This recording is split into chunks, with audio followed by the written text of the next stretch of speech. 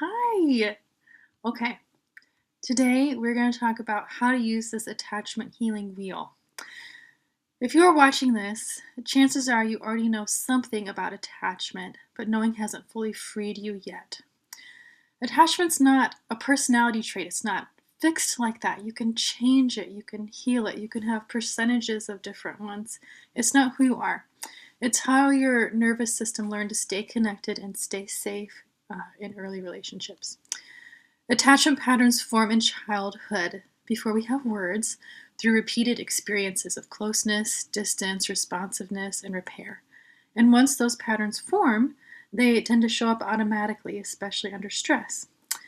That's why healing attachment isn't about insight alone. Healing attachment is about new experiences of safety, regulation, and connection repeated over time. This is why healing does not mean changing who you are. It means updating what your nervous system learned when you had fewer choices.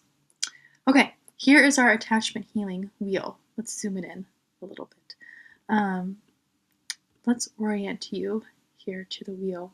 Get this zoomed in. So, the middle has two parts: secure attachment. This isn't a destination you arrive at, it's a direction you move toward. It's facets of things that you can practice over and over again. The top half of this wheel shows the behaviors that promote this secure attachment. So, for example, being honest in your expression, openly naming your needs, being open to giving and receiving support. The bottom half of this wheel focuses on healing attachment behaviors associated with anxious, avoidant, and disorganized attachment. And this wheel is not about labeling yourself, it's about creating movement from some of these behaviors to doing more of these behaviors. And if you're a therapist, just to be clear, this is not a diagnostic tool, it's just a map, it's just a roadmap. It's meant to support curiosity, compassion, and choice, and not to reinforce any sort of shame that you're not in a different quadrant than you think you should be. Okay. All right. Let's talk about using this wheel in a session.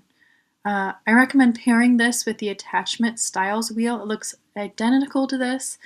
The only difference is in this part here up at the top, this says just definitions of what secure attachment is, like what it looks like, more than, okay, here's actions you can take to reinforce it. And the same thing with the insecure part down here. It answers what pattern do I tend to fall into. The healing wheel answers what helps me move toward safety and connection. So in a session, you might say, this wheel isn't about fixing you, it's about supporting your nervous system. Or let's see which parts of this feel familiar or relevant right now. Then pause. Let the client feel their response before explaining. And then identify patterns. Most of us, we don't fit perfectly into one box. I don't fit perfectly into one box in any given 5 minutes. Like, we all have parts of ourselves that are percentages that are here and there. You can ask which section feels most activated lately, instead of like, okay, tell me which box you think defines you. Or which section feels hardest to access. This kind of keeps the work more experiential, not rather than intellectual, and kind of helps show compassion about where they may be struggling to be, who they want to be, to show up as their true selves. This is moving toward secure attachment, not moving toward perfection. They are not the same thing. One of the most important principles here is we're not aiming for secure attachment all the time, 100% of the time. We're looking for shorter recovery times, more flexibility, more repair, less self-attack. Progress could look like pausing before reacting, naming a need instead of suppressing it, staying present a few seconds longer. This is healing. Also, when working with people on their attachment style, just pick one or two things, one or two targets.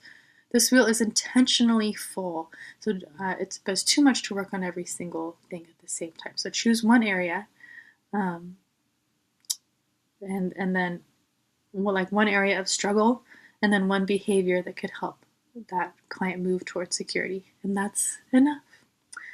And it avoids overworking and overwhelming the nervous system. Okay. Thanks for watching. Good luck.